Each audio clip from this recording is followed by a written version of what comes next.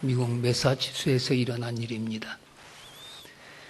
세관에서 일하던 30대 한 젊은이가 무능하다는 이유로 직장에서 해고를 당합니다.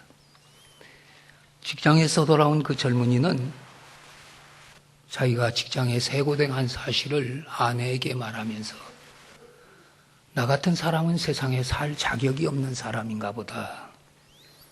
나는 내 인생의 실패자라고 절망에 빠집니다. 절망에 빠진 남편에게 그 아내 소피아는 이렇게 이야기를 합니다. 아닙니다. 지금까지 했던 일은 하나님 앞에서 당신이 원하시는 일이 아니었고 이제부터는 하나님이 당신을 쓰시는 일을 해야 합니다. 그러면서 지금이야말로 당신이 그렇게 원했던 글 쓰는 일을 시작하시는 게 좋겠습니다. 그러니까 남편이 내가 글 쓰고 앉아 있으면 우리 가족은 뭘 먹고 사느냐. 남편이 이렇게 말하지 않은 남편에게 제가 1년 정도의 생활비는 푼푼히 모아서 적금을 해두었습니다. 적어도 1년은 걱정할 필요가 없습니다. 이 말을 들은 남편은 다시 그렇다고 내가 1년 안에 시장성 있는 글을 쓴다는 보장은 없지 않느냐. 이렇게 걱정하고 반문하는 남편에게 아내는 당신이 하나님을 신뢰하면 하나님은 당신을 도우실 것입니다. 당신이 하나님과 함께하면 하나님도 당신과 함께할 것입니다. 그리고 격려를 합니다. 그리고 두 사람이 함께 무릎을 꿇어 기도합니다. 그래서 그는 2번 들려준 이야기라는 작품을 그해 발표합니다. 그리고 이어서 그는 10년간의 집거 끝에 미국이 낳은 가장 위대한 작품이라고 평가되는 청교도 정신이 숨어있는 걸작 주홍글씨를 발표합니다. 이것은 나다넬 호돈이라는 작가의 이야기입니다. 실패가 인생의 새로운 계기를 만든 것입니다. 그러나 호돈으로 하여금 실패를 극복할 수 있도록 만든 건 그와 그의 아내가 가진 믿음이었다는 사실을 우리는 주목할 필요가 있습니다. 우리가 살아가는 삶의 자리에서 만나는 많은 삶의 문제들, 믿음이 있으면 우리는 다 극복하고 이겨갈 수 있습니다. 우리는 우리가 살아가는 삶의 환경이나 정황이 어려워질 때 늘 좌절도 하고 근심도 하고 또 침체에 빠지기도 합니다. 집안에 어려운 문제가 있을 때, 사업이 어려워질 때, 직장 생활이 불안할 때, 자신의 삶의 길이 불투명하고 불안해 보일 때 사람들은 정신적으로 또 육체적으로 영적으로 좌절에 빠지기도 하고 절망에 빠지기도 하며 참으로 근심 속에서 헤어나지 못하는 이런 경우를 많이 봅니다. 심지어 위대한 하나님의 사람들도 이런 침체의 늪에 좌절의 늪에 빠지기도 했는데 그 대표적인 사람이 오늘 본문에 나오는 엘리야입니다. 여러분, 엘리야는 위대한 하나님의 사람이었습니다. 그는 수없이 많은 하나님의 기적을 행했습니다. 바알과 아세라 선지자 850명과 대결해서 통쾌한 승리를 거두기도 했고 3년 6개월 동안 비가 오지 않던 땅에 엘리야가 기도해서 하나님이 엘리야의 기도를 들으시고 비를 내리셨습니다. 이런 엘리야도 우리와 성정이 같은 사람이기에 믿음이 약해질 때도 있었고 용기를 잃어버릴 때도 있었으며 절망과 불안에 빠져 헤어나지 못할 때도 있었습니다. 엘리야가 그럴 수밖에 없었던 이유 가운데 하나는 갈멜산에서 엘리야가 바알과 아세라 선지자 850명을 죽였다는 소식을 듣고 왕후 이세벨이 엘리야를 죽이기로 작정을 합니다. 오늘 본문 2절 보면 내가 내일 이맘때에는 정녕 내 생명으로 저 사람들 중 한 사람의 생명 같게 하리라. 내가 내일 때까지 네가 죽인 사람들과 같이 나도 너를 죽일 것이다. 그렇게 하냐면 신들이 내게 벌을 내림이 마땅하니라. 이세벨의 말은 한마디로 내가 만일 하루 안에 너를 죽이지 못하면 차라리 내가 죽겠다. 내가 너를 죽이지 않으면 내가 죽을 것이다. 이런 뜻입니다. 엘리야는 3년간을 두려움을 모르고 하나님의 크신 역사를 이루었지만 이세벨로 인하여 생명의 위협을 느낀 엘리야는 광야로 도망을 갑니다. 그리고 깊은 좌절과 절망에 빠진 채 로담네모 아래 앉아 죽기를 기도합니다. 여호와여 넉넉하오니, 하나님 내가 지금까지 살아온 것도 넉넉합니다. 지금 내 생명을 취하소서. 차라리 이세벨의 손에 죽느니 내가 하나님의 손에 죽겠습니다. 내 생명을 거두어 달라고 죽기를 소원하는 약하고 곤대해진 모습이 엘리야의 모습이기에 엘리야는 그 절망에 몸부림치며 죽기를 자원하고 있는 것입니다. 왜 엘리야가 이런 좌절과 침체의 늪에서 절망하고 있습니까? 그의 그릇된 생각 때문입니다. 사실 우리의 감정은 우리의 생각에서 나옵니다. 우리가 우리의 삶을 부정적인 관점에서만 본다면 우리도 얼마든지 좌절에 빠지고 침체의 늪에서 헤매일 것입니다. 엘리야는 잘못된 생각 때문에 침체에 빠져 좌절하고 있습니다. 그가 어떤 생각을 하고 있습니까? 다른 사람과 비교하는 비교의식 때문입니다. 여러분, 오늘 현대인들을 가장 불행하게 하고 비참하게 하는 건 비교의식이라고 합니다. 오늘 보는 4절 보면 여호와여 넉넉하오니 지금 내 생명을 취하옵소서. 나는 내 열조보다 낫지 못하나이다라고 했습니다. 엘리야는 지금 누구와 자신을 비교하고 있습니까? 자기들의 열조와 비교하고 있습니다. 갈멜산에서 큰 승리를 거두고 돌아오는 엘리야에게 이세벨이 내가 내일까지 너를 죽일 것이다. 그러자 엘리야는 겁이 더럭 났습니다. 그래서 그는 속으로 생각하기를 나같이 겁 많은 사람이 앞으로 더 하나님 앞에 뭘 할 수 있을 것인가. 그래서 자기가 자기 열조보다 못하다는 것입니다. 한마디로 말하면 자신은 못난 사람이라는 것입니다. 자신은 보잘것없고 못난 놈이기에 자기의 생명을 거두어가 달라는 것입니다. 오늘 우리도 마찬가지입니다. 왜 사람들이 침체에 빠지며 좌절에 빠지며 절망의 늪에서 헤매이고 있습니까? 자신을 다른 사람과 비교하기 때문입니다. 내가 누구와 같았으면 좋았을 것을, 내가 누구와 같았으면 내 인생 행복했을 것을, 나는 왜 다른 사람과 같지 않을까? 나는 왜 이렇게 못났을까? 사람들이 자학에 빠지게 되고 그것이 우리를 정신적, 영적 침체의 늪에 빠뜨리게 됩니다. 여러분, 자녀를 키우는 부모가 자녀들을 비교할 때 넌 왜 형만 못하니? 너는 왜 동생만 못하니? 넌 왜 네 친구 아무개만 못하니? 그 말이 아이들의 마음에 가장 큰 상처가 된다고 합니다. 가정도 마찬가지예요. 아내가 다른 사람과 남편을 비교합니다. 아무개 집 남편은 어떻던데? 그때 남편의 마음에 가장 큰 상처가 된다고 합니다. 남편이 아내 비교하는 것도 마찬가지죠. 여러분, 성경은 그것이 지혜롭지 못하고 자기에게 해가 되는 것이라고 말씀하고 있습니다. 고린도후서 10장 12절 보면 우리가 어떤 자기를 칭찬한 자로 감히 짝하며 비교할 수 없노라.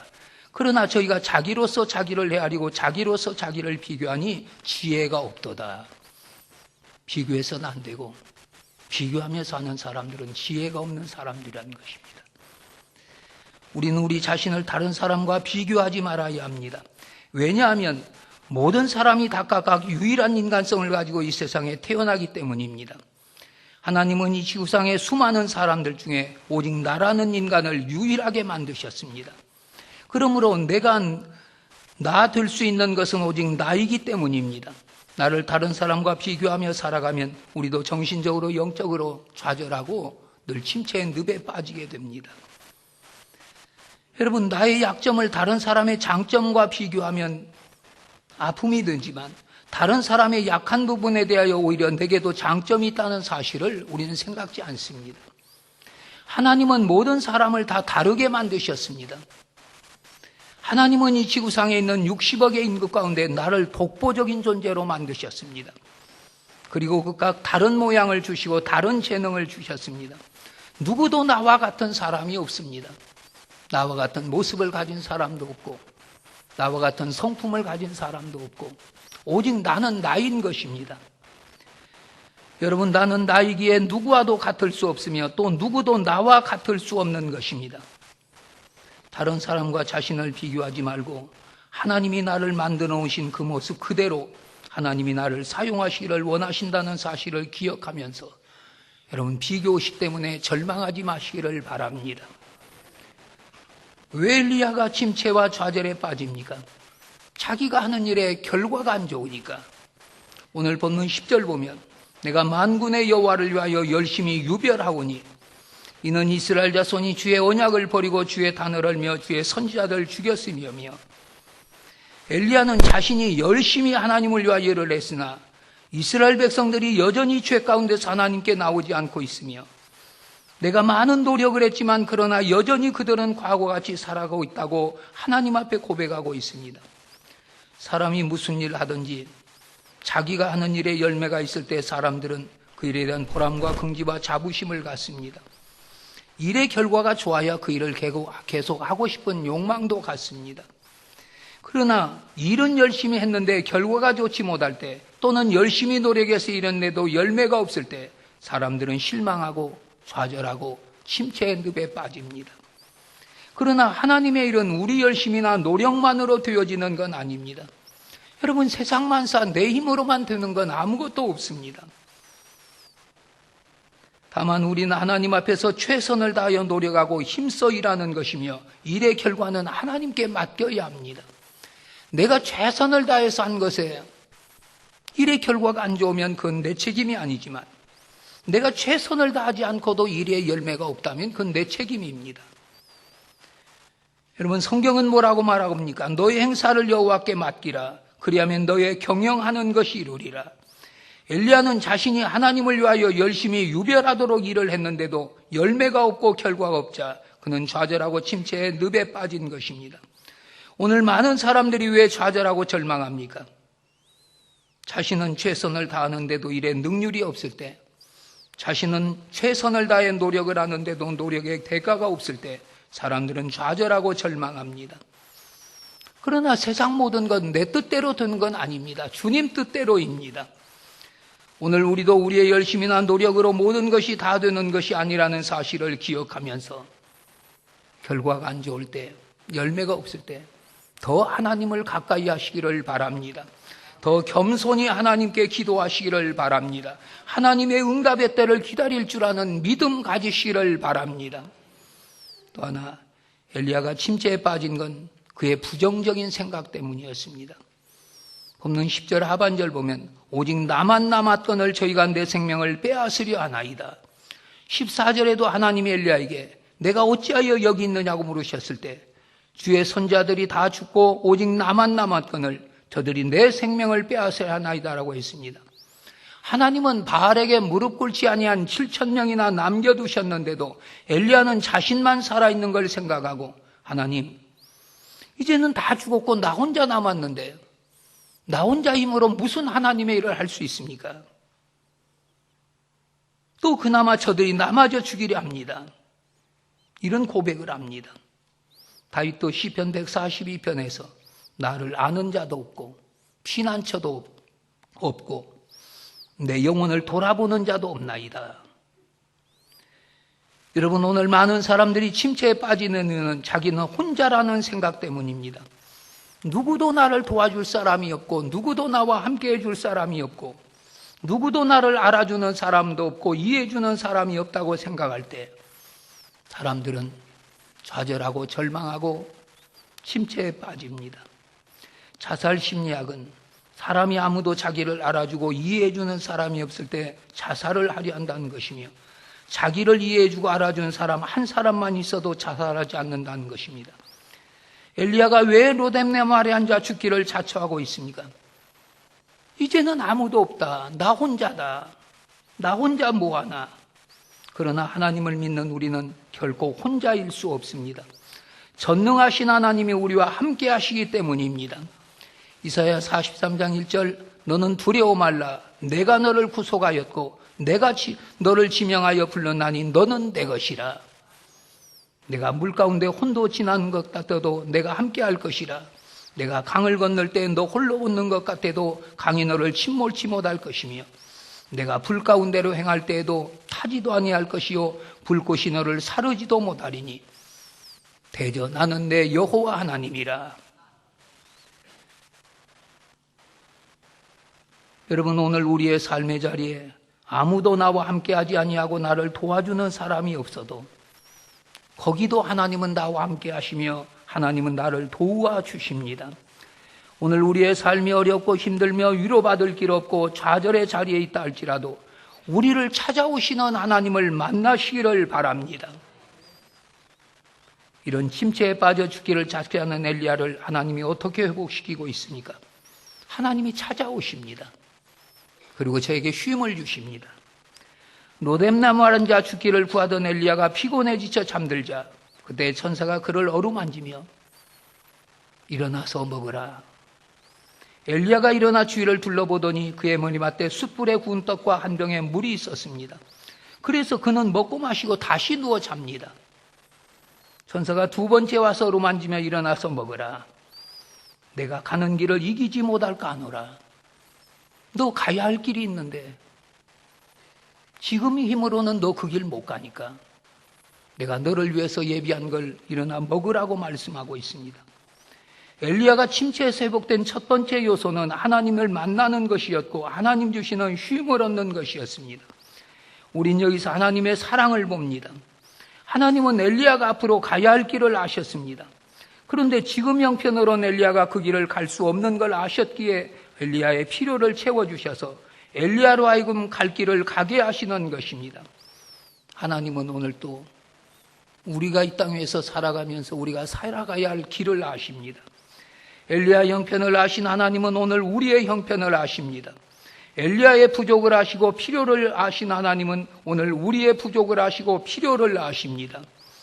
엘리야의 약함을 아신 하나님은 오늘 또 우리의 약함을 아십니다. 엘리야의 절망을 아신 하나님은 오늘 또 우리의 절망을 아십니다. 엘리야가 가야 할 길을 아신 하나님은 우리가 이 땅 위에서 살아가는 가야 할 길도 아십니다. 아무도 없는 광야, 누구 한 사람 같이 해주는 사람이 없는 곳에 하나님은 천사를 보내어 엘리야를 위로해 주신 것입니다. 사람들이 육신적으로, 영적으로, 정신적으로 피곤할 때 좌절과 침체에 빠져들어가게 되지만 하나님은 그때도 우리를 찾아오시며 우리에게 안식과 쉼을 주셔서 좌절에 빠진 사람들을 회복시켜 주십니다. 주님은 말씀하십니다. 수고하고 무거운 짐진 자들아 다 내게로 오라. 내가 너희를 쉬게 하리라. 오늘 또 인생의 무거운 짐 때문에 지쳐있는 사람들을 찾아오시며 주님은 우리에게 쉼을 주시기를 원하십니다. 우리 주님은 오늘 또 좌절에 빠져있는 인생들을 부르십니다. 여러분, 그 찾아오시는 주님을 만나시기를 바랍니다. 그리고 찾아오신 주님께 우리 좌절을 내어놓아야 합니다. 엘리야는 하나님이 주신 음식을 먹고 힘을 얻어 40일을 걸어서 호렙산에 도착하여 굴에 들어가 밤을 지내게 됩니다. 아침에 하나님이 또 찾아오십니다. 엘리야야, 내가 어찌하여 여기 있느냐고 물으십니다.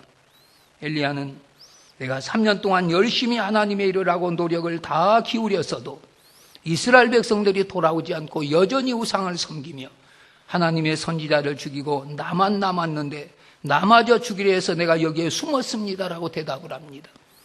그는 자신의 마음속에 있는 자신의 모습을 그대로 다 쏟아놓았습니다. 엘리야의 불평에 하나님은 전혀 놀라지 않으시고 새로운 사명을 허락해 주십니다. 하나님은 엘리야에게 그동안도 내가 너와 함께 했는데 이 겁쟁이야 여기서 뭘 하고 있느냐고 야단도 치지 않으시고 그를 정죄하지도 않으시고 무시하지도 않으셨습니다. 침체에 빠져있는, 좌절에 빠져있는 엘리야의 모습을 하나님은 그대로 받으셨습니다. 때로 우리도 우리가 가지고 있는 마음의 상처나 아픔이나 고통을 하나님께 내어놓으시기를 바랍니다. 베드로도 내가 밤이 맞도록 수고하였으나 얻은 것이 없다고 자신의 아픔을 내어놓았습니다. 가나안 여인도 내 딸이 흉악한 귀신이 들렸노라고 자신의 문제를 내어놓았습니다. 여러분, 오늘 우리도 마찬가지입니다. 내가 살아가면서 부닥치는 삶의 문제들, 삶의 어려움들, 삶의 힘든들 하나님께 내어놓으시기를 바랍니다. 그리고 다른 중보자들과 함께 기도에 도움을 구하시기를 바랍니다.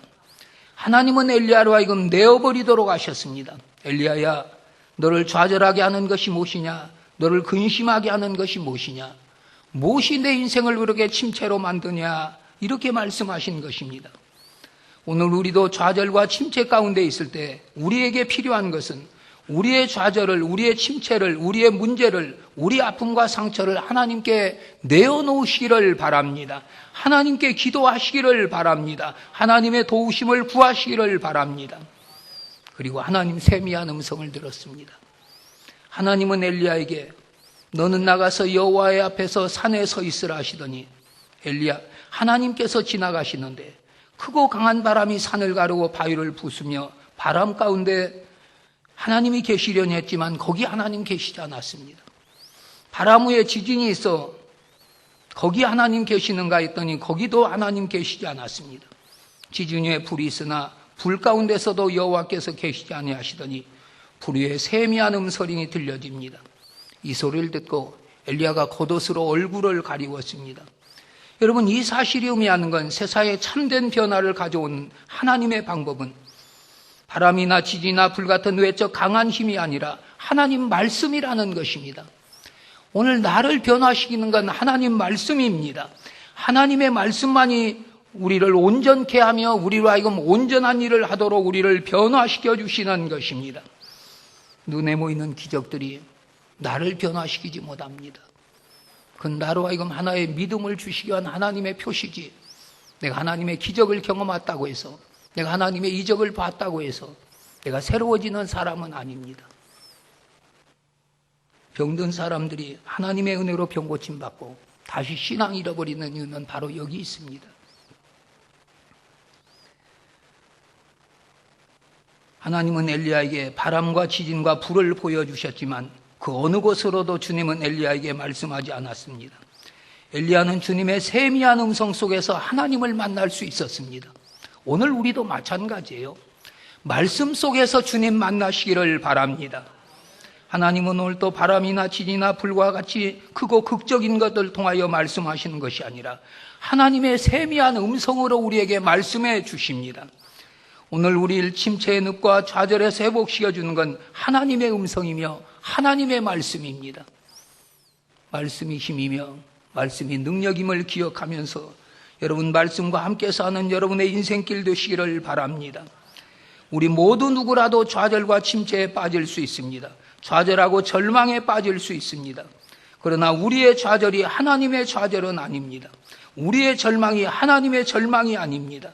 하나님은 오늘 또 우리의 좌절과 침체의 자리에 찾아오셔서 우리의 삶에 안식을 주시며 쉼을 주시기를 원하시며 오늘 또 모든 좌절을 하나님께 내어놓으시기를 원하시며 세미한 음성으로 우리에게 찾아오셔서 우리의 좌절과 침체의 모든 문제들을 회복시켜 주십니다. 날마다 말씀과 함께 살아가시기를 바랍니다. 세미한 하나님의 음성이 여러분의 귀에 들려주시기를 바랍니다. 말씀 묵상하며 말씀 읽으며 말씀 들으며 말씀 속에서 하나님 만나시기를 주님의 이름으로 축원합니다.